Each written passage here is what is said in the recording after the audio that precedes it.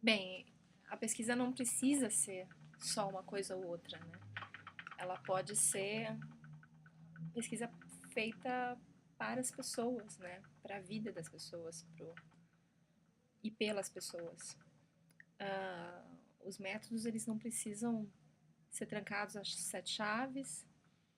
As pessoas podem se empoderar e procurar serem pesquisadoras dos assuntos que elas se interessam, daquilo que move a vida delas, ou mesmo de alguma estratégia que ela queira criar para um projeto pessoal, para uma vontade, que até possa derivar a virar uma empresa ou um coletivo, enfim. Então eu queria tirar a pesquisa desse Olimpo, assim. E isso é possível. Eu acho que a partir de uma inspiração da lógica de redes, de uma inspiração do universo do código aberto, a gente pode, enfim, pensar a pesquisa de uma outra maneira e pensar justamente a produção de pesquisa de uma outra forma. Daí eu comecei a pensar algumas outras coisas também, porque grande parte daquilo que eu produzia, mesmo diante das pesquisas encomendadas, grande parte do conhecimento era engavetado. Enfim, a gente faz uma pesquisa em cima de algumas hipóteses que o cliente traz, em cima de um briefing e tal. Isso é via de regra. E a gente entrega o conhecimento estratégico, os resultados da pesquisa. E, claro, todo um inventário, todo um relatório, às vezes enorme, de todo o processo que a gente teve até chegar naqueles insights, né? Que são a aplicabilidade para o negócio em si. Então, por exemplo, uma vez eu fiz um trabalho para uma empresa de unhas postiças que queria entender como se posicionar dali para frente, até qual paleta de cores utilizar, enfim, um trabalho que ia desde comportamento a lifestyle e até mesmo coisas que subsidiavam moda. Por isso que eu digo, meu trabalho não necessariamente é moda, é muito mais lifestyle do que moda, mas a gente trabalha também bastante para esse segmento. Enfim, para dar o resultado final estratégico para essa empresa, eu tive que, por exemplo, falar com uma psicanalista para entender o corpo como plataforma de expressão, enfim. Muitas vezes para algumas mulheres que só tinham as unhas para mostrar, então às vezes mulheres fardadas, policiais, mulheres que usam uniforme nos seus trabalhos e que poucas coisas, ela tem poucas plataformas de expressão de si mesma. Bem, a empresa vai utilizar as estratégias, enfim, finais do trabalho de pesquisa, mas todo o trabalho inicial, macro e muito comportamental, ele chega junto de um relatório gigantesco e isso tudo fica fechado, é um conhecimento que fica fechado na gaveta, né, pro cliente, detentor daquela pesquisa que ele comprou. E aí eu comecei a pensar que poderiam existir outras formas e que aquele conhecimento poderia ser remixado e que aquele conhecimento gerado pelaquela pesquisa, aqueles aprendizados, parte deles poderiam ser abertos. Então, daí começaram a nascer indagações que viraram o que hoje eu estou elaborando como o Ateliê do Futuro. Então, essas pesquisas, elas podem ser abertas, então é um processo que bebe na fonte do código aberto, como eu tinha falado, então desde que o cliente ceda, né, a autorização e muitas vezes por meio de uma política de preços que o ajuda a, a querer abrir parte da informação, a informação não estratégica. Então isso é um acordo, um contrato, né, de que parte do conhecimento gerado vai ser disponibilizado em rede, vai ser disponibilizado e vai ser conhecimento público.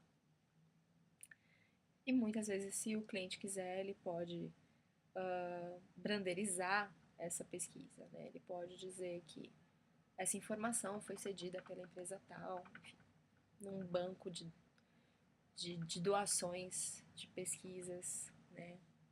Através de um site, enfim, uma biblioteca virtual, coisa assim.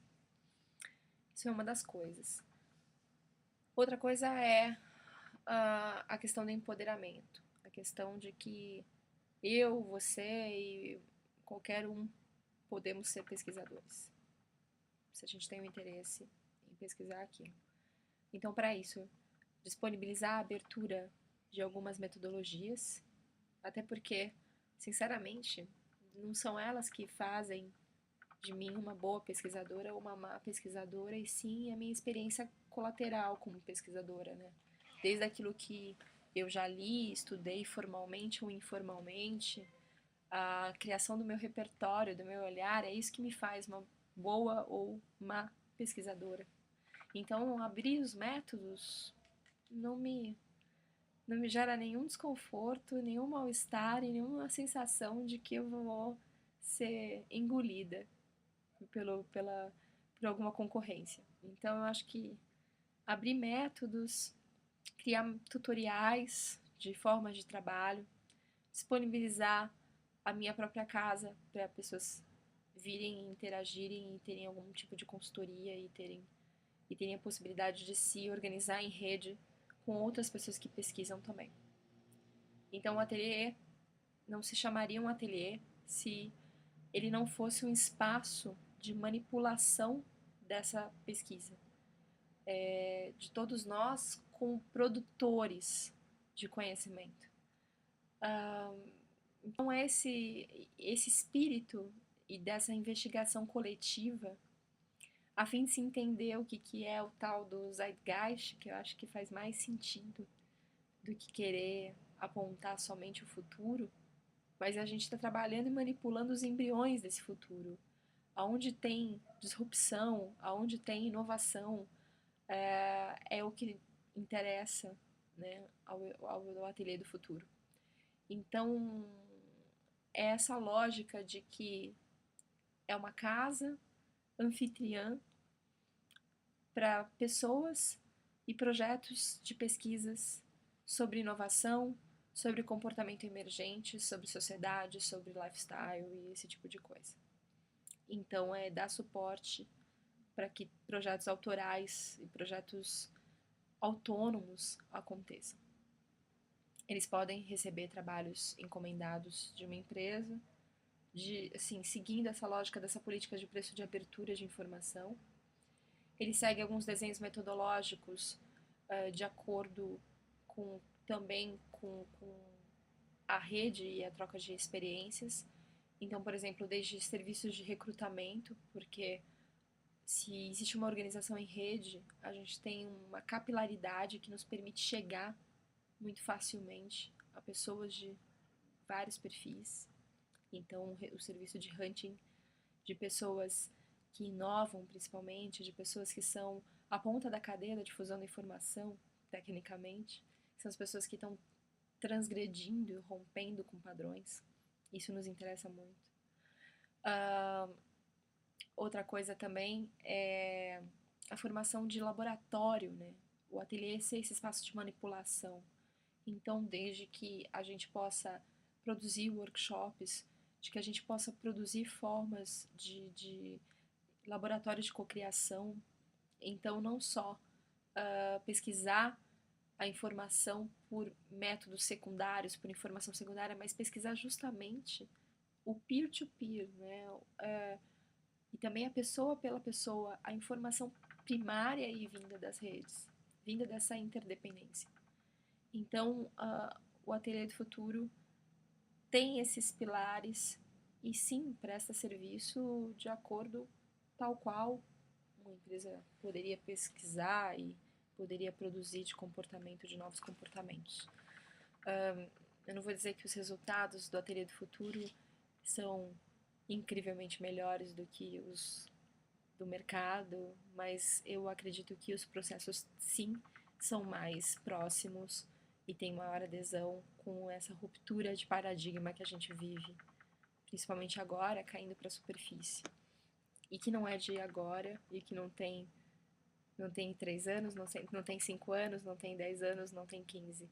Tem muito mais que isso. A gente fala da cultura que nasceu nos anos 60.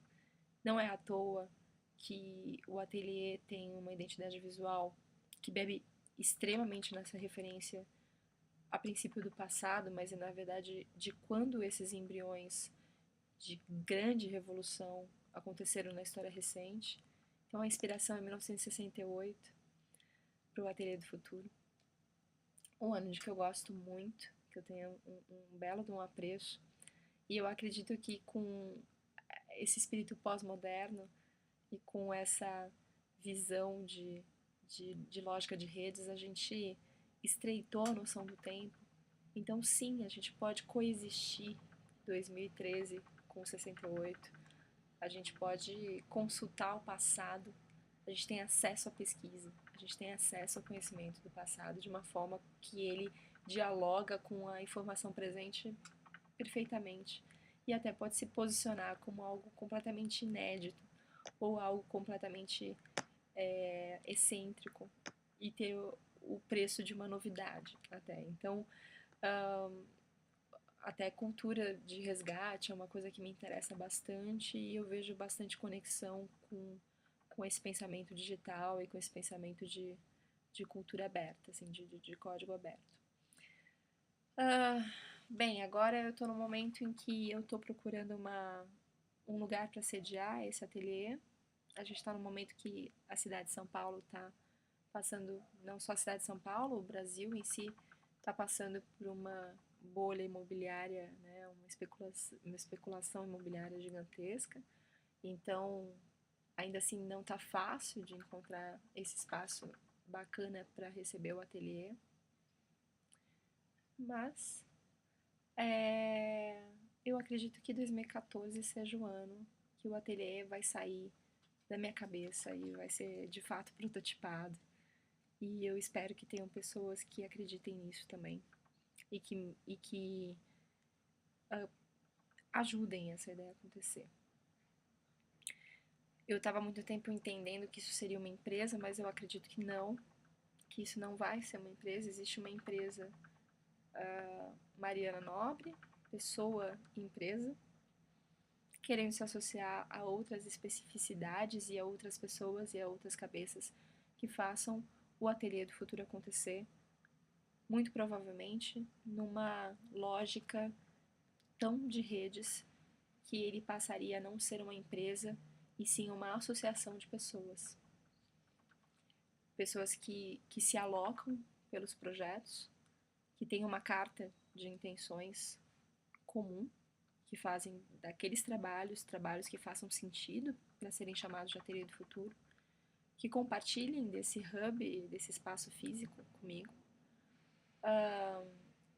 e que a gente tenha cargos administrativos por gestões. Então, pode ser que eu seja simplesmente um instrumento de pontapé inicial e que daqui, sei lá, 1 ano, 2 anos, eu já nem esteja mais fazendo isso, esteja fazendo qualquer outra coisa, porque eu acredito que a gente é extremamente híbrido e tem uma série de talentos, uma série de coisas a serem feitas pela vida. Então, eu acho que essa resiliência e essa efemeridade das redes também ela é muito bem-vinda, contanto que a gente vá assim criando camadas, né, de interação e de construção desse meio que é o próprio ateliê.